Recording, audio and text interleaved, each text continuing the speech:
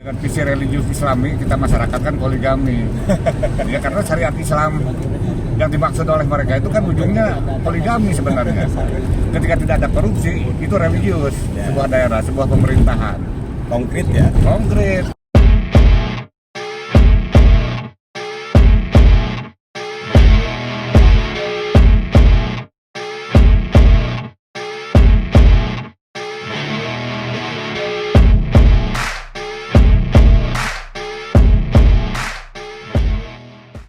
Tapi yang menarik itu Partai Nurul Sembako kan itu melegenda itu. Nah, kalau itu kan Nah, sebagai petinggi Partai Nurul Sembako itu sebetulnya bisa cerita tuh lahirnya itu seperti kan apa? begitu reformasi itu kan muncul partai-partai kan. Oh, banyak partai. Ya dari 3 partai kemudian banyak partai ya. Nah merespon itu semua ininya bagus, visi misinya bagus-bagus ya partai itu, tapi nggak ada yang menyentuh perut kan. Nah Nurul Sembako itu kan yang dibutuhkan masyarakat itu ada sembako gitu, macam apa ya. Konkret ya? Masa krisis itu krisis. Ya meledek sebenarnya mah, meledek partai-partai yang bermunculan waktu itu. Semangatnya ayah dina ayahnya kak dongeng dari negeri sembako. Iya. Semangatnya dari Iya itu menarik ya, itu jadi perbincangan banyak orang. PNS Partai Nurul Sembako. Ya ininya isinya ada di dongeng dari negeri sembako di buku itu. Saya mah anu kabayang mah masang spanduk. Ya serius ya. Serius, Jadi itu kan atribut partainya juga Itu digarap. kan ada ya selain Jack itu ada orang Cek kumpulan. ada orang pecinta alam yang suka panjat tebing. Saya lupa nama teh. Jadi kerjasama dengan itu dibantu sama orang pemanjat tebing. Itu tahun berapa ya? Tahun Akhir 99 ya.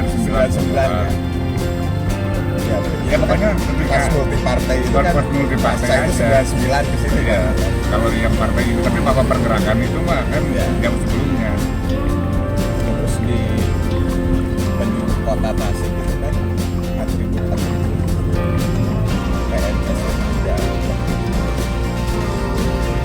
menyuarakan Ya pluralisme yang kayak gitu yang soal perdagangan agama kan sudah dimulai dari waktu itu dan kita merespon itu. tampaknya PNS juga ini relevan kalau dihadirkan lagi nih sekarang gitu, jadi masih sangat relevan.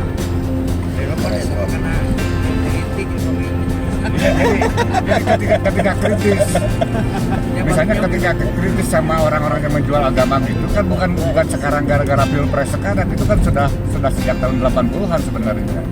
Jadi nggak ada urusannya. Ya. Karena siapapun ya. presidennya nanti juga akan muncul kelompok-kelompok semacam ini. Dan pasca reformasi Tasik itu juga tapi kan menjadi menjadi pusat yang menurut masyarakat pusat ini kan gerakan-gerakan itu syariat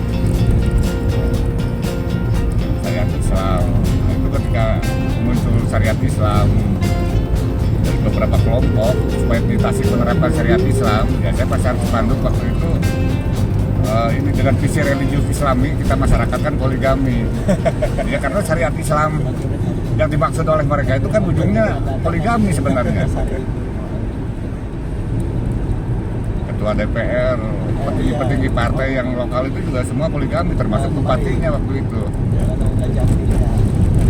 Ada fakta-fakta itu. Ada ya? fakta, sementara korupsi jalan terus kan, itu nggak dipotong tangannya. Kalau syariat Islam mestinya dipotong tangannya.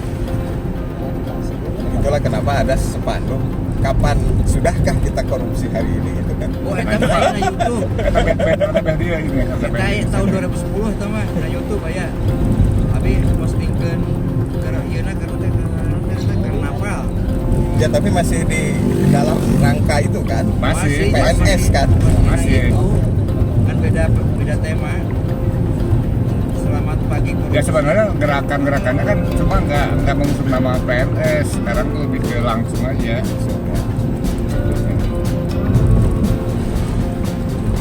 Tapi sebagian Karena dulu itu kan ada pengusaha sablon juga yang mendukung, dia udah punya logo itu kan, jadi kalau pesan sepatu ke sana udah logonya udah ini. nempel langsung gitu. Nah, kalau yang sekarang kan itu hanya pakai ditulis tangan aja, jadi nggak pakai logo. Kalau yang dulu itu pakai sablon kan itu. Tapi kalau yang menjelang hajat politik 2024 karena kita sebagai pemimpin perlu hadir lagi PNS karena lebih lepas gitu kan ada ya penyeimbang ketika kita membuat narasi merespon narasi dengan pas gitu. Karena isu-isunya kan tetap gitu Tetap sama itu isu-isu.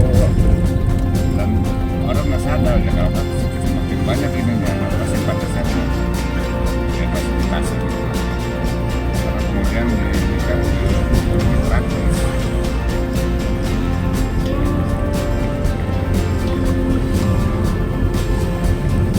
nah ini simbol-simbol agama bapaknya memang masih Iya, karena itu justru sangat laku jualan yang paling murah meriah itu. apalagi di Ya, basis misalnya dulu kan istilah kota santri, ya itu juga muncul dari upaya jualan agama kan. Karena pada faktanya pesantren-pesantren itu santri itu bukan di kota itu ya para pedagang kan di kampung sebenarnya, tapi klaim kota santri.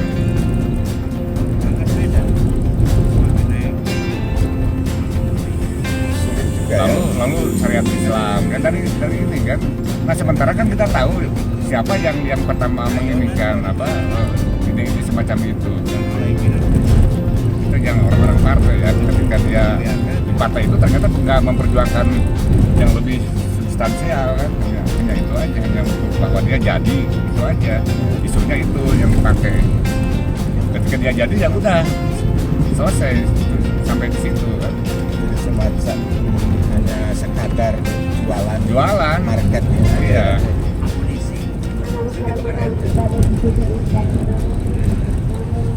jadi tidak ada lagi caranya untuk Ya ini kan saya kan bahwa Tasik kota religius itu saya nggak setuju dari dulu kan dengan istilah semacam itu.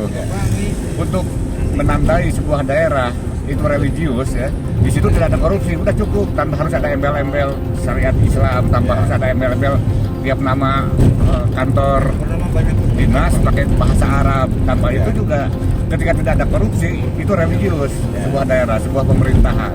konkret ya. Konkret, tapi kan itu nggak bisa, tetap aja itu bukan ke sana, hanya sebagai simbol, sebagai jualan aja. Ya buktinya sekarang juga yang pengumpulan dana kemanusiaan itu kan, itu juga hanya alat, karena dengan memakai simbol agama itu mungkin lebih mudah. Jadi sebetulnya sederhana ya. Sangat sederhana, di suatu daerah nggak ada korupsi, yaitu religius daerah itu, tanpa harus pakai embel-embel atau simbol-simbol yang macam-macam. Jadi religiositas itu sebenarnya ajang pembuktian gitu Iya. Kalau ini enggak, nama-nama dinas pakai bahasa Arab, ya. ya itu siapa yang bacanya? Dan menurut seorang penulis kaligrafi banyak salahnya juga itu, ya, tulisan-tulisan. Jadi proyek. Menarik. Tasik sebagai kota tidak. Saya lebih bangga Tasik disebut sebagai kota dangdut. Ya. Ya karena karakter masyarakatnya juga seperti dangdut.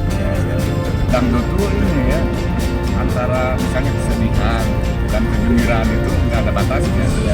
Liriknya sangat sedih, sangat putus asa, tapi dibawakan dengan ceria, dengan joget, semacam itu. Ya. Karakter masyarakat Tasik. Jadi itu konkret ya. Konkret, artinya dia juga antara religiusitas yang dijualnya dengan kelakuannya itu juga berbareng. Artinya dia ketika dia menginginkan simbol-simbol agama, tapi dalam waktu yang bersamaan juga korupsinya juga parah kan itu pasti gitu. Nah, sama dengan dangdut, paradok.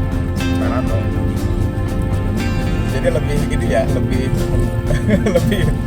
lebih menghujam Tasik sebagai kota dangdut. Iya, itu lebih real, lebih sesuai fakta. Kota santri, kota religius kan. Iya. Dan memang Tasik juga melahirkan Penyanyi dangdut ya, penyanyi dangdut. Tapi di luar masalah itu juga sebagai makna dan sebuah paradok, itu juga pas. Ya kayak spanduk dengan visi religius Islam itu kan perda, visi religius Islam itu perda. Ya. Sebagai jalan keluar dari tarik menarik antara penerapan syariat Islam.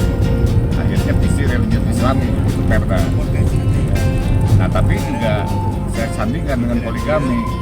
Ya karena itu ternyata ujungnya puncak perjuangan visi religius Islam itu ada di poligami.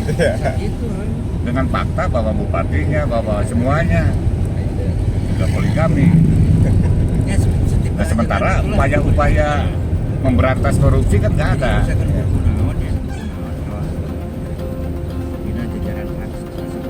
Dan bahkan gawatnya kan itu yang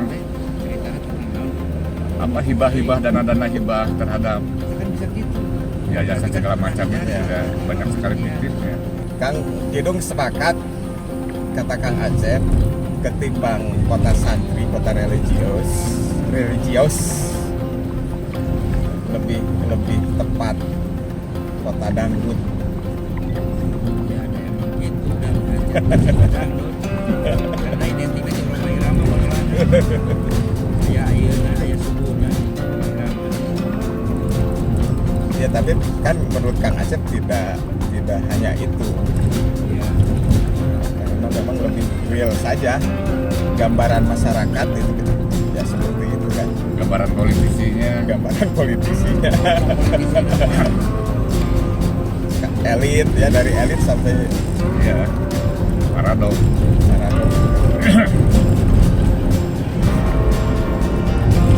Mengklaim sebagai kota religius misalnya dari sisi peredaran narkoba itu nomor 2 setelah Bandung. Itu tahun berapa gitu ya? Ya ketika keluar ketika